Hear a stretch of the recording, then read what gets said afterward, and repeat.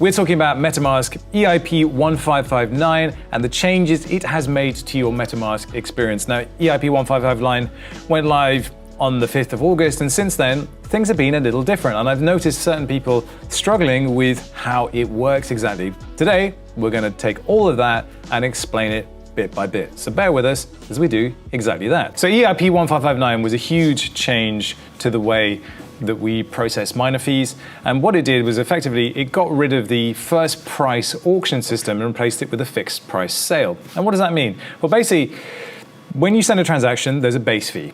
That base fee changes and it depends on how busy the network is. And then on top of that, there is a priority transaction fee that is a tip to the miner, and you can vary how much you want to pay, depending on how fast you want your transaction put through. So of course, if you're trying to buy an NFT in a drop or art blocks, for instance, then it might be very critical that you get your transaction into a block. And the reason all of this is necessary is because blocks are a fixed size. There can only be a certain number of transactions in a block, and if you've got a whole bunch of people trying to cram into that block, then you get congestion. And that's where you see these massive rises in gas prices because too many people are trying to get into the same block. And so if you're a miner, you're going to want to take the transactions that have the best profit for you, and that's where the priority transaction fee comes in on top of that. So all of that is basically what's driving the new changes to MetaMask. So the best thing we can do is just jump in and actually take a proper look. So I've got a little transaction that I queued up earlier.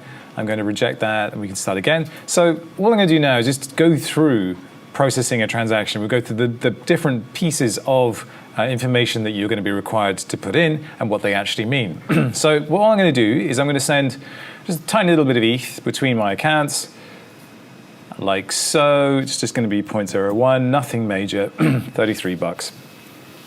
So now we go to next, and we have some information. So what we have here is the estimated gas fee. Now, this is the base fee, which is paid to get your transaction through. And this, if you leave MetaMask open, you'll see it'll flash and these will change, and that's because the network conditions are changing.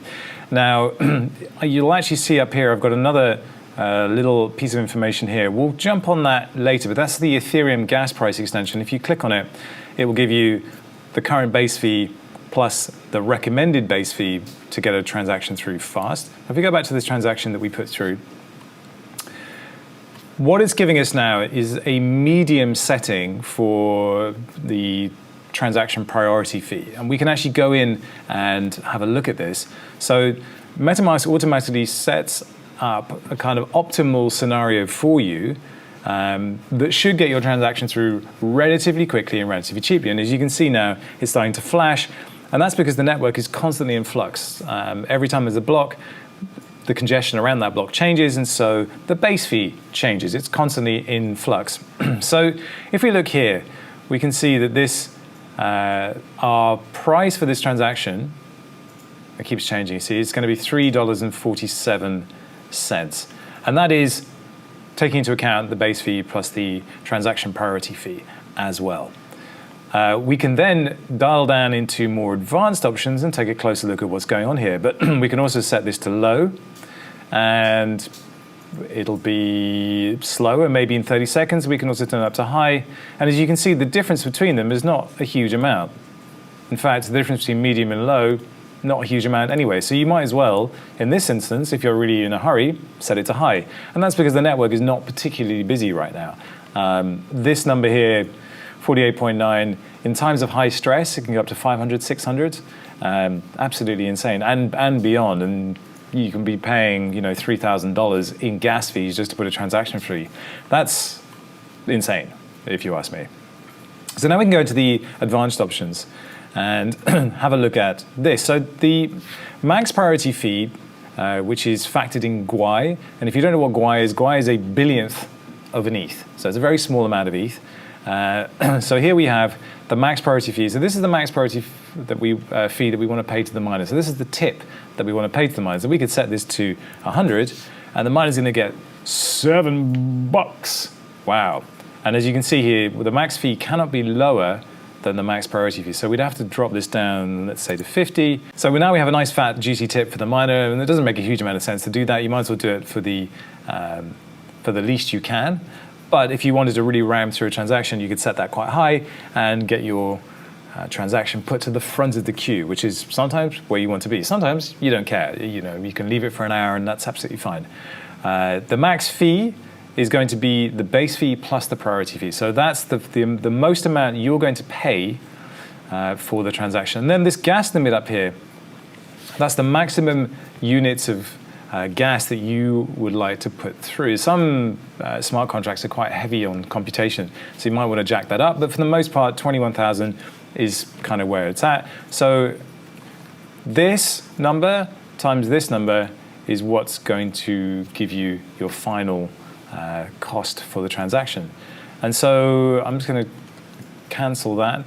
So that's basically it for MetaMask. It's not a huge amount to wrap your head around. It's just understanding that there's a base fee that doesn't change for that moment. You cannot change that, but you can set this transaction priority fee as a tip to the miners to get your transaction through ahead of time. And that's basically it. It's not that complicated. Now, I did talk about the Ethereum gas price extension, which is here.